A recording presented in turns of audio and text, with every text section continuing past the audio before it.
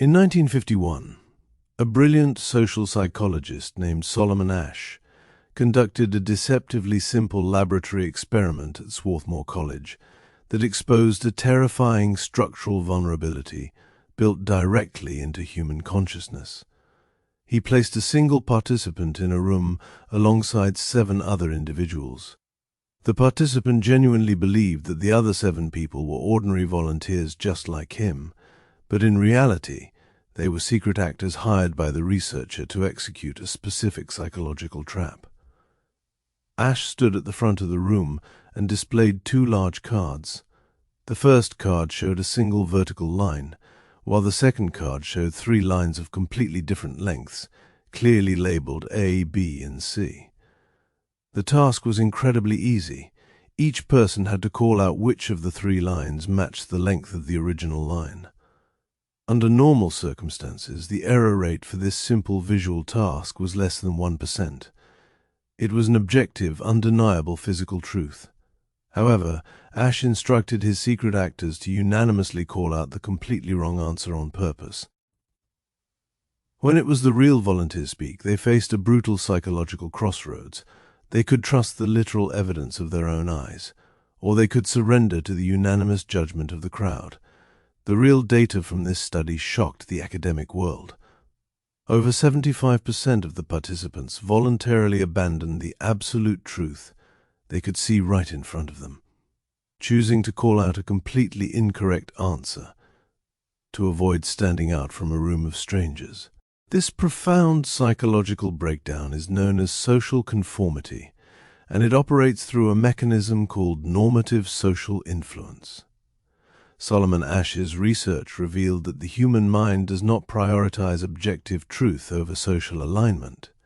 To the conscious ego, we like to view ourselves as independent, logical thinkers who would never deny reality under pressure. But your subconscious mind operates on a completely different evolutionary directive. Your brain, sitting in darkness inside your skull, values tribal acceptance far more than it values abstract facts. In our evolutionary past, being excluded from the group baseline meant literal physical death by starvation or predators. Therefore, the subconscious treats a disagreement with the crowd as an immediate, life-threatening survival emergency. When you perceive that everyone else in a room views a situation differently than you do, your mind enters a state of severe internal crisis. It does not consciously decide to tell a lie. Your brain simply executes an automated defensive maneuver to lower your internal anxiety and secure your position in the pack.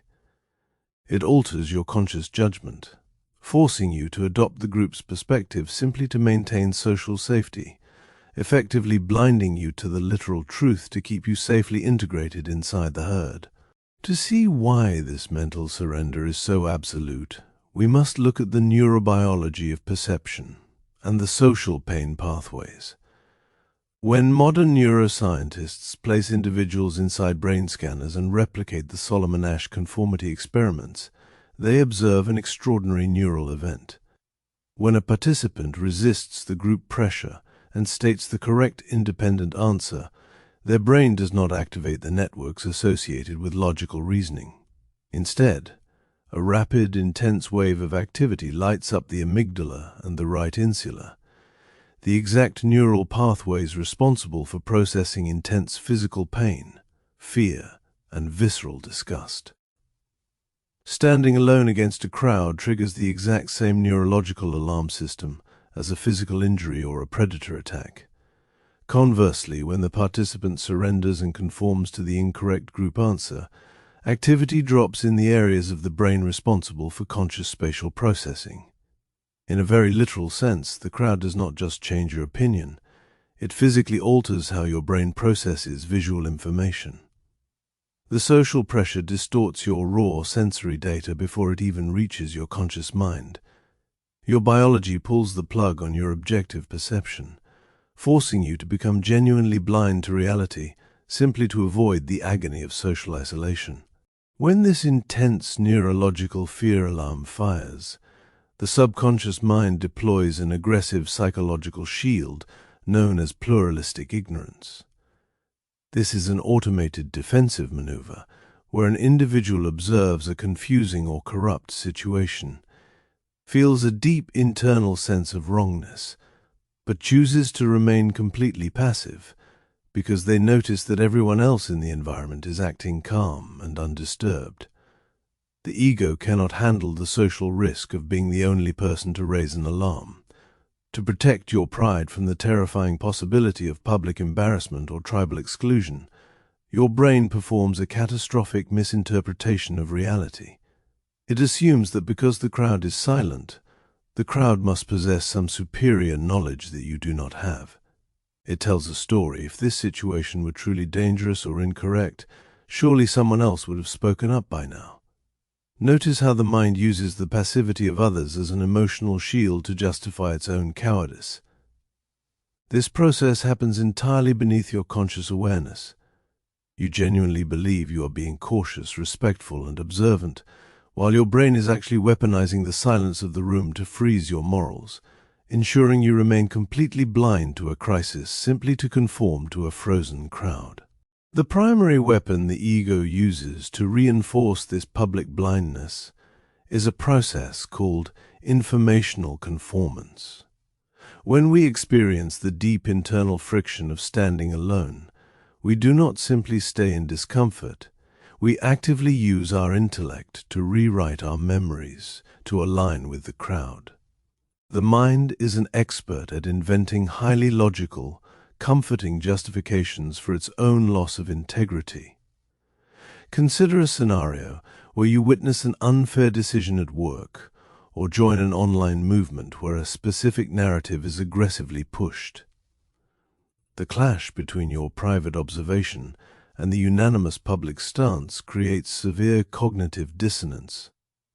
To resolve this internal agony without facing social exclusion, your mind creates an escape hatch. It convinces you that your original observation must have been flawed, or that you lack the full context, or that the majority must be correct because of their sheer numbers. Your brain uses rationalization to turn a profound compromise of your truth into an act of humility and teamwork, choosing the comfort of a shared delusion today over the risk of standing as an isolated voice of sanity tomorrow. Alongside informational conformance, the mind utilizes a secondary, highly passive filter known as anonymity de-individuation. Once your brain has entered a dense crowd, a mass organization, or a highly digital community, it transforms your perception into a shield of collective responsibility. De-individuation alters your ethical baseline because it erases your sense of personal visibility. When you operate as an isolated individual, you are fully aware that your choices will be judged by the world, which keeps your conscience sharp. But the moment you blend into a unified group, your subconscious performs a dark calculation. If everyone is doing this, no single person can be held accountable for the outcome. This filter ensures that your mind actively blocks out the consequences of the group's actions, while overemphasizing the intense comfort of collective belonging. Anonymity transforms your moral landscape into a blank space where independent integrity feels entirely unnecessary. It allows you to participate in collective cruelty or remain silent in the face of blatant corruption, entirely convinced that your actions are neutral, completely shielding your ego from the terrifying reality that your compliance is keeping the delusion alive. These abstract biological filters manifest daily in devastating real-world loops, the most common of which is the trap of corporate echo chambers and groupthink. This is the precise reason why massive multi-million-dollar corporations can execute catastrophically foolish strategies or ignore blatant financial corruption for years without a single employee speaking up. A corporate boardroom or a specialized department is, by definition, a highly insulated crowd. When a manager or an executive pushes a flawed narrative, the employees' conformity mechanisms trigger immediately.